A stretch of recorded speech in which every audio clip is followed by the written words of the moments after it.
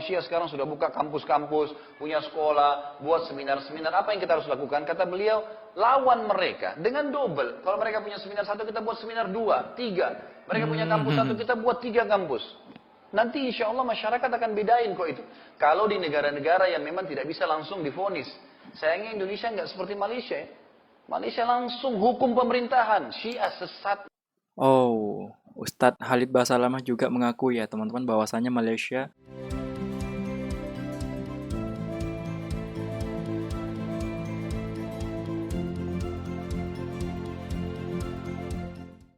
Hai teman-teman semuanya, Assalamualaikum warahmatullahi wabarakatuh. Jumpa lagi dengan saya Nasiol Fatah pastinya.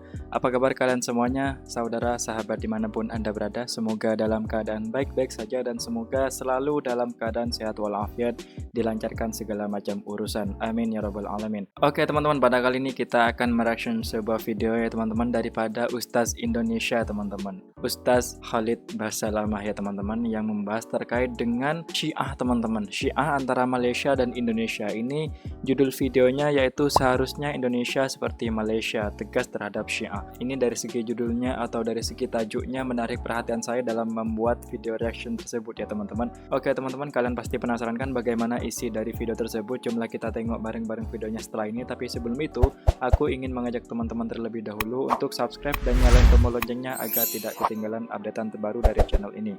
Oke teman-teman, tanpa lama-lama jomlah kita tengok videonya. Let's go. Saja Syiah sudah saya sering bahasakan ya.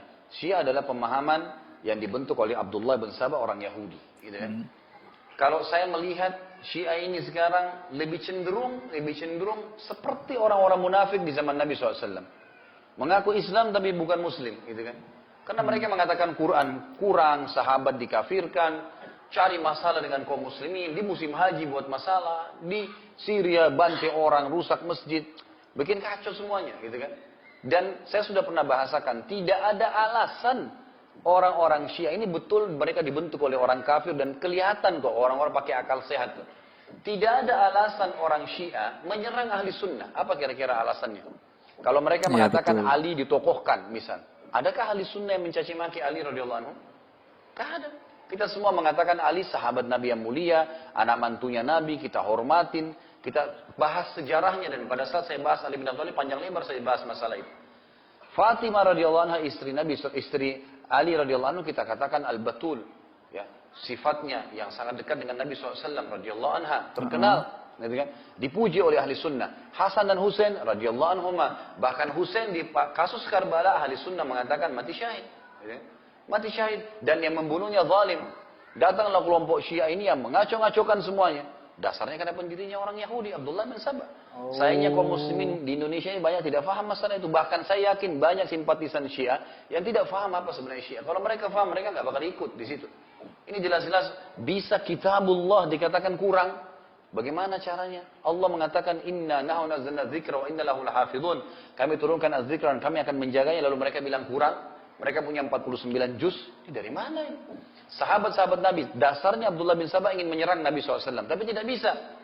Kalau serang Nabi langsung kebongkar kedoknya, diseranglah orang-orang terdekatnya. Abu Bakar, Umar, siapa orang-orang ini? Mertua Nabi SAW. Aisyah, istri Nabi SAW.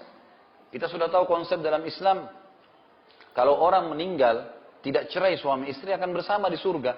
Aisyah sampai meninggal tidak pernah diceraikan oleh Nabi SAW, maka menjadi istrinya di surga. Dan ada hadis Nabi SAW sudah pernah saya jelaskan berbunyi, saya dinikahkan oleh Allah dengan wanita-wanita ahli surga, gitu kan?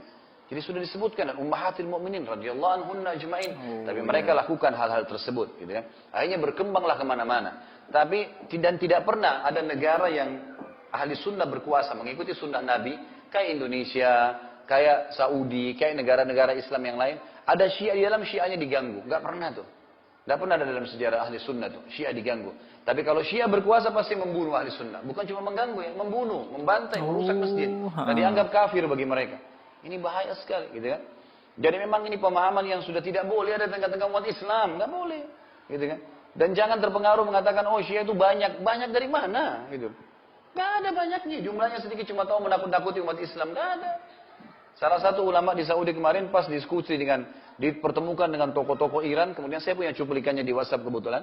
Kemudian dia bilang, Waktu dikatakan bagaimana kalau kita menyatukan dua madhab ini? Kata beliau, dari mana dua madhab? Katanya dua madhab besar. Dari mana besar? Anda ini Syiah mengaku besar dari mana? Gitu. Dari berapa jumlah kalian dan di mana? Dan apa pemahaman kalian? Pemahaman apa? Mengatakan Al-Quran kurang, mencaci maki sahabat-sahabat Nabi, nggak mungkin sefaham dengan kita. Kalau Anda mau, lebih baik disarankan oleh para ulama Sunni, lebih baik Syiah buat agama sendiri. Ngaku agama Syiah, terserah mau buat ibadah apa silahkan. Tapi kalau ngaku Muslim mengatakan Quran kurang, nggak mungkin. Gitu kan? Nggak Ya mungkin. betul sih teman-teman ya. Jadi peran kita memang harus memerangi, nggak boleh. Kita perangin dengan dakwah, dengan kita sampaikan, gitu kan, luruskan pemahaman mereka. Jangan begitu, setiap ada kegiatan, Syekh Utsaimin ditanya, rahimahullah, kalau seandainya orang-orang Syiah sekarang sudah buka kampus-kampus, punya sekolah, buat seminar-seminar, apa yang kita harus lakukan? Kata beliau, lawan mereka dengan double. Kalau mereka punya seminar satu, kita buat seminar 2, 3. Mereka punya kampus satu, kita buat 3 kampus. Nanti insya Allah masyarakat akan bedain kok itu. Kalau di negara-negara yang memang tidak bisa langsung divonis. Sayangnya Indonesia nggak seperti Malaysia ya. Malaysia langsung hukum pemerintahan. Syiah sesat. Oh, Ustadz Khalid Basalamah juga mengakui ya teman-teman bahwasanya Malaysia Syiahnya sangat ketat.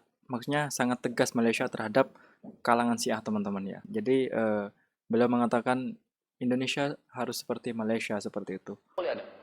Ditangkap kalau ada Syiah tuh di Iran, di Malaysia. Dianggap akan mengancam pemerintahan dan itu sebenarnya pemikiran yang tepat ya. Memang mereka memang selalu bikin kacau. Begitu ada kekuatan pasti bikin kacau.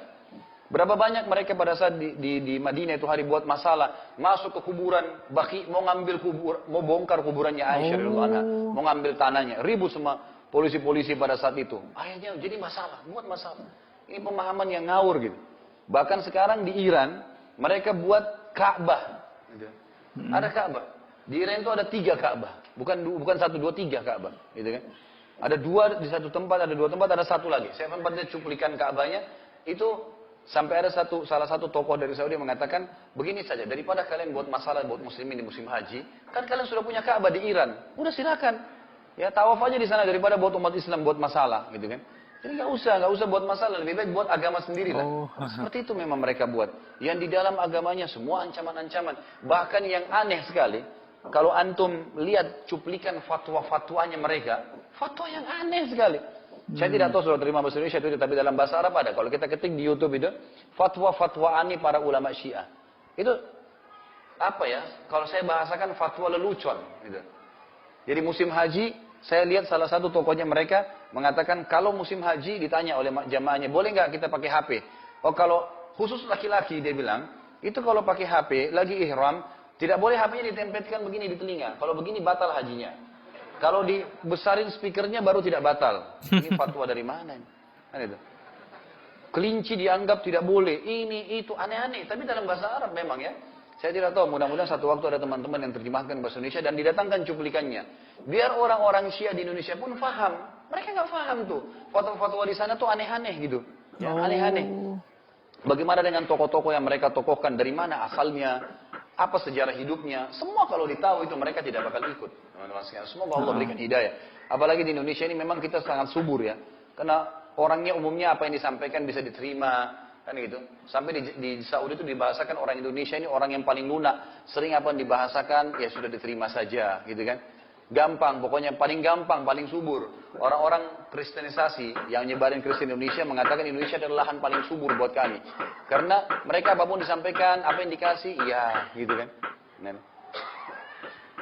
Jadi ini hal mendasar yang mesti memang diketahui. Kalau saya ditanya apa perannya, apa kiprahnya, kita harus yang pertama membaca tentang mereka itu siapa Syiah.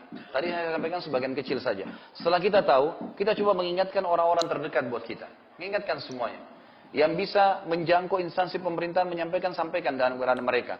Ceritakan, sampaikan apapun. Dan ini bukan jangan bohong, tidak ada kebohongan. Fakta-fakta lapangan cukup banyak yang bisa ditemukan. Beberkan ini loh faktanya mereka buat begini, dipaparkan, gitu kan. Kemudian di pengajian-pengajian, ustadz-ustadz harus gencar menyampaikan. Ini sudah harus, gitu kan. Dan Anda juga jangan mudah terpengaruh dengan isu-isu yang disampaikan. Kalau Syiah itu begini, Syiah itu punya pasukan, Syiah itu punya apa, itu enggak ada. Semuanya itu cuman ngomong kosong yang, kalaupun misalnya ada, mereka mau buat apa? Mau bunuh umat Islam. Memang kita sudah tunggu kematian kok, gitu kan. Umat Islam tinggal, alhamdulillah kalau ada yang umat Islam yang dibunuh sama orang-orang yang mengaku Muslim seperti ini, atau misalnya orang-orang kafir, semua mati syahid. Gitu. Tinggal tunggu satu tembakan, kemudian mati syahid, masuk surga tanpa hisab. Siapa yang takut dengan itu?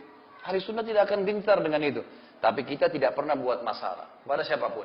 Dan ulama mengatakan, berperilaku dengan orang-orang Syiah ini sama persis perilaku Nabi SAW dengan orang munafikin di Madinah. Waktu Umar bin Khattab ingin menebas lehernya Abdullah bin Abi Salul, karena dia pimpinan munafikin, kata Umar, ya Rasulullah, izinkan saya tebas lehernya. Kata Nabi SAW, jangan.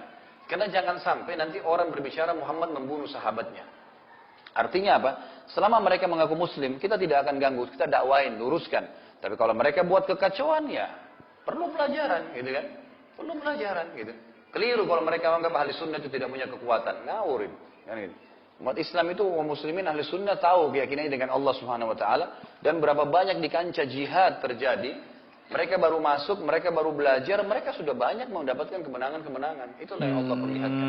Jadi saya sarankan seperti itu. Nah, oke teman-teman, itulah video reaction dari ceramah Ustadz Khalid Basalamah ini terkait dengan Syiah di Indonesia maupun di Malaysia ya teman-teman ya. Bahwasanya Ustadz Khalid Basalamah ini mengakui bahwa Syiah di Malaysia sangat tegas larangannya ya teman-teman ya. Jadi kita perlu meniru negara Malaysia dalam menghadapi Syiah teman-teman. Setidaknya ketika kita tidak bisa melawan, kita harus melaporkan seperti itu ke pihak yang berwenang teman-teman. Menurut penjelasan Ustadz Khalid Basalamah ini. Oke teman-teman, semoga yang kita lihat dari ceramah Ustadz Khalid Basalamah ini semoga menambah pengetahuan kita terhadap Syiah yang ada di lingkungan kita ya teman-teman. Oke teman-teman, itulah video reaction dan video singkat pada kali ini. Apabila teman-teman punya pendapat, silahkan komen di bawah ini ya teman-teman. Kita jumpa lagi di the next video.